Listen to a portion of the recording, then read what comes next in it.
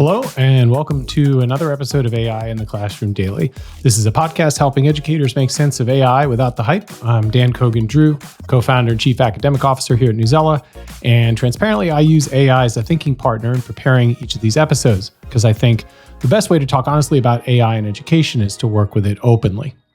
So today's episode is built around a teacher's decision that I read about recently to ask his students a direct question about whether AI belongs in his classroom.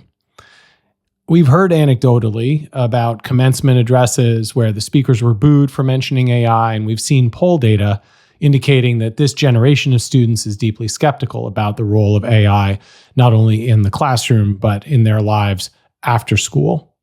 What I think we haven't heard enough of are reports from teachers themselves who've had honest and open conversations with their own students, reporting on what their students said, and providing some of the context around why they said it.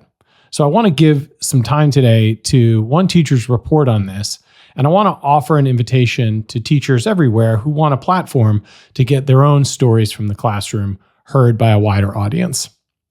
A few weeks ago, I came across a piece on a Substack called The Broken Copier by an English teacher named Marcus Luther. He's been teaching for 14 years, and at the end of this school year, he asked his students whether he should integrate AI tools into his classroom going forward. Now, this wasn't the only question that he asked his students. For example, he also asked them, next year, would you recommend that I teach King Lear or Frankenstein? And he sets up a conversation format so that students can express their ideas in small groups and then place a vote. In the context of AI, Luther has been very skeptical about AI in his classroom. But he also knows that skepticism is easy when he's the one making the decision. So he decided to actually ask the people whose learning is at stake, his students. He presented them with real options and then facilitated a discussion before asking them to vote, both in groups and then individually anonymously. So the results, I think, are quite interesting. 81% of his 11th graders said he should definitely stay away from AI. Only 6% were open to bringing more AI into the classroom. And I think what matters more than the numbers is what students said when Luther asked them why this was their perspective. So, one student told him, "I feel like AI defeats the purpose of this class." Another said, "It's important to make students do things themselves because it brings them to acknowledge their own ability."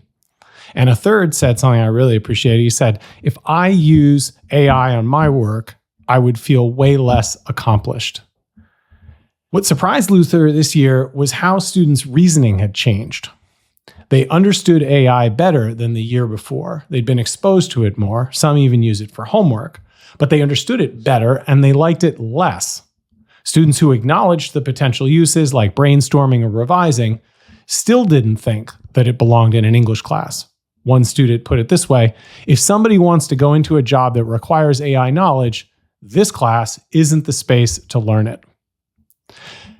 Luther also asked 10th graders a different question.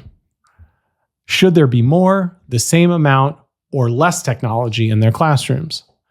Group after group said the same thing, less. Not zero, but less. Here's why I think this is worth the conversation and the time we're taking to talk about it. It's easy to dismiss one teacher's results if you think his students just told him what he wanted to hear, and I think that's a fair question. How do you ask your students what they think about something when you clearly have a point of view? From a methodological perspective, Luther was very intentional about this. He presented both sides of the question with equal weight and sincerity, and when students voted in groups, they discussed as a group but then voted individually and anonymously. I think that matters because it means that students who disagree with the group could still say so. At the same time, I think we need more teachers doing this same work, not because we know that Luther's answer isn't the only answer, but because we're hearing a lot of top-down narratives about why schools should adopt AI and very little ground-level perspective from the people actually learning and teaching. What would change if more teachers asked their students directly their perspective on the amount the AI is used, how it's used, and how that thinking about the AI may change over the course of the school year or between school years?